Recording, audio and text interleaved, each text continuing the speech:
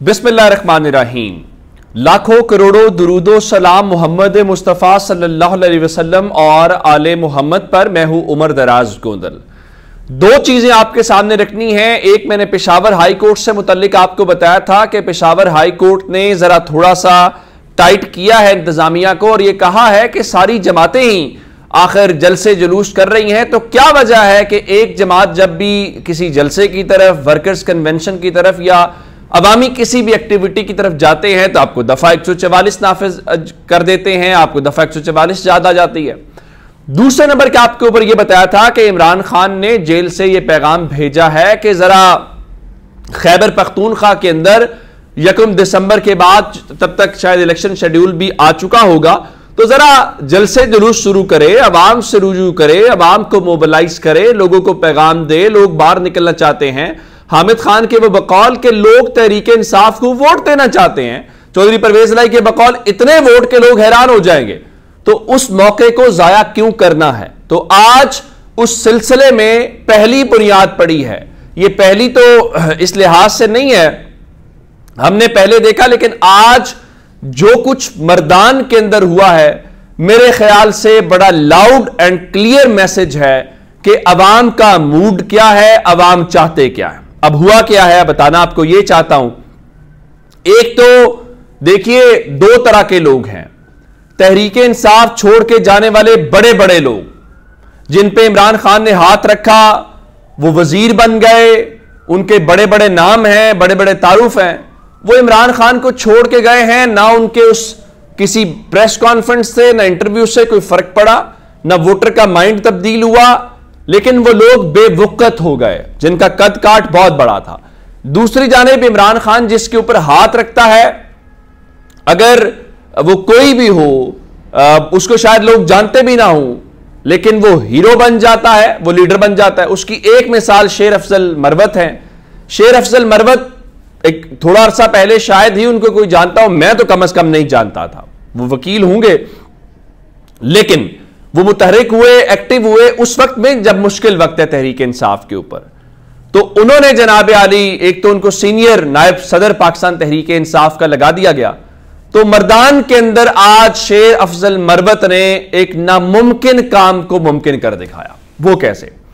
आज मर्दान के अंदर वर्कर्स कन्वेंशन था, उसको वर्कर्स कन्वेंशन कहना गलत होगा, क्योंकि इतनी बड़ी तादाद के अंदर लोग, कोई ऐसी जगह नहीं थी परवेज खटक की तरह कि छोटे से ग्राउंड में कुर्सियां लगा के, दरमियान में फासला, दूर से तस्वीरें, फुटेजेस बना के ये तासुर दिया जाए कि बहुत बड़ा। नहीं, यहां पे एक ही बात थी कि शेर अफजल मरवत खड़ा था और शेर अफजल मरवत को खड़े होने की जगह नहीं मिल रही थी। उसके आसपास भी इतनी बड़ी तादाद में लोग थे। लोग बहुत बड़ी तादाद के अंदर निकले हैं। और फिर एक और बात है कि जो मर्दान के अंदर निकलना है वो बड़ा मानी रखता है। पहले हमने नौशहरा के अंदर देखा, अब ये जो मर्दान के अंदर निकली है पाकिस्तान तहरीक इंसाफ, वहां पे एक बड़ा अहम जो है वो लोगों को हौसला मिलेगा। किस बात का हौसला मिलेगा? इस बात का हौसला मिलेगा कि आपने किस तरीके से आगे चल के, आप यूं समझिए कि जलसे करने हैं, क्या कुछ जो है वो करना है।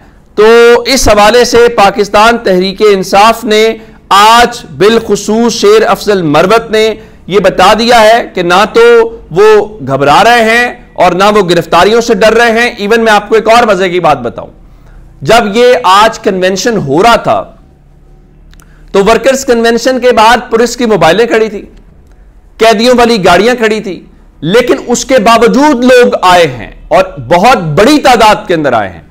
यानी इतनी बड़ी तादाद के अंदर कि आप यूं कहिए कि जगह कम पड़ गई, लोग ज्यादा थे। और फिर एक और बात, जलसा नहीं था, वर्कर्स कन्वेंशन था।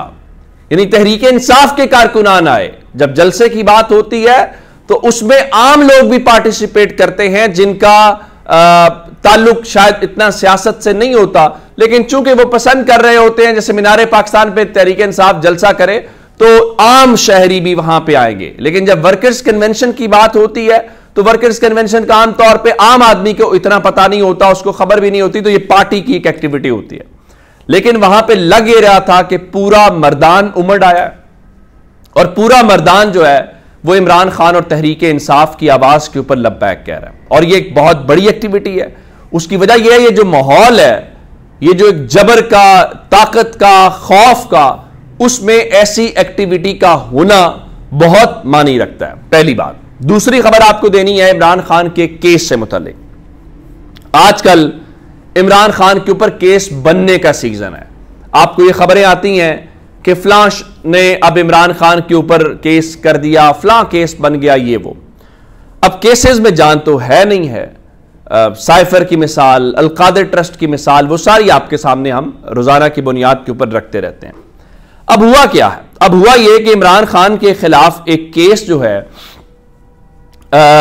निकाह वाला केस है जी, कि इमरान खान ने इद्दत के अंदर पेश जो है वो निकाह किया। अच्छा, ये भी एक बड़ा तकनीकी सा मामला है। इसके ऊपर मजहबी जो लोग हैं, और जाहिर है वो ज्यादा कमेंट बेहतर कर सकते हैं। तो एक शिकायत कुनिंदा थे मोहम्मद हनीफ। तो ये पाकिस्तान के मुहिब वतन शहरी जो मोहम्मद हनीफ हैं, पहले उन्होंने इमरान खान के खिलाफ केस चलाया और केस चलता रहा, जिसके बाद आज अदालत वो अचानक उन्होंने अपना केस वापस ले लिया और वापस लिया है निकाह वाला केस। और अदालत जुडिशियल मजिस्ट्रेट कुदरतुल्लाह ने केस वापस लेने की मंजूरी भी दे दी है। अब उसकी वजह क्या बनी है? इब्तदाई तौर पे लोग कह रहे हैं जी टेक्निकल ग्राउंड्स के ऊपर यह केस वापस लिया गया है, लेकिन बहुत सारे लोग ये बता रहे हैं कि यह एक नई कहानी या नई फनकारी लगाई गई है। चूंकि खाबर मानिका का हालिया इंटरव्यू भी हुआ है, तो आइंदा चंद दिनों के अंदर शायद इमरान खान के खिलाफ इसी किस्म का एक और केस जो है कोई और शख्स जो है वो दायर करे। इन केसेस से या उसको ले आना, किताब लिखवा लेना, प्रेस कॉन्फ्रेंस कर लेना, टॉक शो करवा लेना, कम से कम हालिया अरसे में हमने इसके रिजल्ट्स नहीं देखे। उससे लोगों की राय तब्दील नहीं हुई, उससे लोग इमरान खान से नहीं टूटे। अब किसी और वजह से आप करना चाहते हैं या आपका ख्याल है तो कोशिश करने में कोई हर्ज नहीं है। अब आपको खबर देनी है, आज 2 खुसूसी तैयारों ने पाकिस्तान से उड़ान भरी है। एक तो ये कराची से दोनों उड़े हैं। तो कौन शख्सियात जो हैं वो इस वक्त इन तैयारों में कहां गई हैं? मैं बता देता हूं कि दोनों शख्सियात की जो मंजिल है वो दुबई थी और दुबई है। चूंकि पाकिस्तान के अंदर कौन दुबई, लंदन या जो महंगी जगह हैं वहां पे किन लोगों के ठिकाने हो सकते हैं? आपके, मेरा तो कम से कम पाकिस्तान से बाहर कोई ठिकाना नहीं है। तो ये अशराफिया के हो सकते हैं या हमारे हुक्मरानों के हो सकते हैं, और गरीब आदमी तो कम से कम ये अफोर्ड नहीं कर सकता। रात को जरदारी साहब ने एक इंटरव्यू दिया, उसका बिलावल ने एक रद्देमल सॉफ्ट सा आज दिया। तो पहले लेवल के ऊपर आज बिलावल जरदारी जो हैं वो निजी तैयारी के जरिए दुबई रवाना हो गए और उन्होंने अपनी रवानगी से मुतल्लिक कोई भी पार्टी रहनुमाओं को बात नहीं बताई। और वो खैबर पख्तूनख्वा के अंदर पार्टी की कैंपेन कर रहे थे, तो वो अचानक वहां से रवाना हो गए। अब इतनी खबरें आ रही थी कि आखिर बिलावल नाराज होकर रवाना हुए हैं या बिलावल रवाना हुए हैं तो क्यों रवाना हुए हैं।